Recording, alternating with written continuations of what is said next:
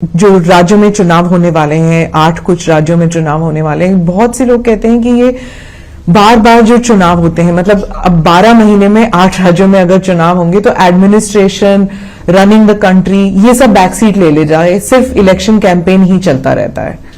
इसलिए प्रधानमंत्री जी ने पंचायत से पार्लियामेंट के चुनाव एक साथ कराने का एक विचार देश की जनता के सामने रखा है, सभी दलों के सामने भी रखा है, पार्लियामेंट में भी उन्होंने बोला है, और मैं मानता हूं कि समय आ गया है कि इस पर विचार होना चाहिए। पर कब होगा ये? मतलब अब देखिए, इसमें सबसे चर्चा तो करनी ही पड़ेगी, सबसे चर्चा कर ही ये हो सकता है, मगर प्रधानमंत्री जी के विचार रखते ही एक बहस तो छिड़ गई है। सब लोगों को लगता है कि हर साल चुनाव होना, हर महीने चुनाव होना, वो लोकतंत्र के लिए भी ठीक नहीं है। इसका एक ही समय निश्चित कर लिया जाए।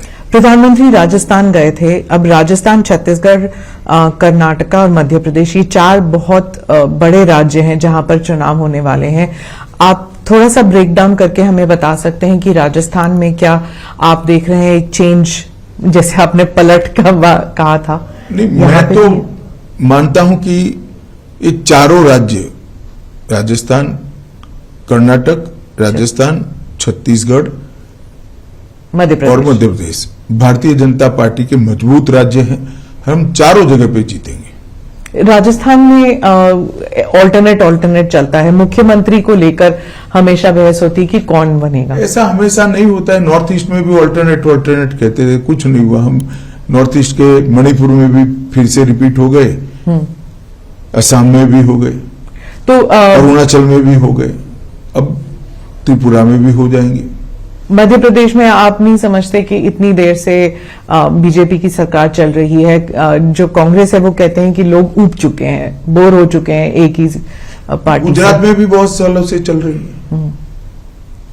गुजरात में तो आपने पुरजोर कोशिश की, आप और मोदी जी, आप दोनों के होम स्टेट है, वहां पे तो जीतना ही था आपको। नहीं, ऐसा नहीं होता है। जब जनता बोरियत महसूस करती है तो कोई नहीं जीता सकता, मगर नई नई योजनाएं जो भारतीय जनता पार्टी की सरकार, केंद्र सरकार और राज्य सरकारें लेकर जा रही, इसका जनता स्वागत करती है।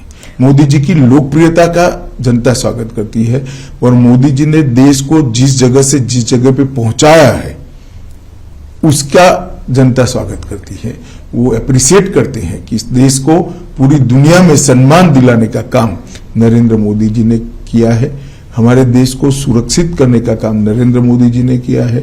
हमारे देश के अर्थतंत्र को 11वें नंबर से 5वें नंबर पर पहुंचाने का काम किया है, और देश के सामने 5 ट्रिलियन अमेरिकी डॉलर की इकोनॉमी का लक्ष्य रखा है। इसके साथ साथ 60 करोड़ लोग जो आजादी के बाद छलावा हुआ महसूस करते थे कि संविधान ने हमें कुछ नहीं दिया, वो 60 करोड़ लोगों के जीवन स्तर को उठाने के लिए एक बहुत पवित्रता के साथ सफल प्रयोग कर उनके जीवन स्तर को उठाया गया है।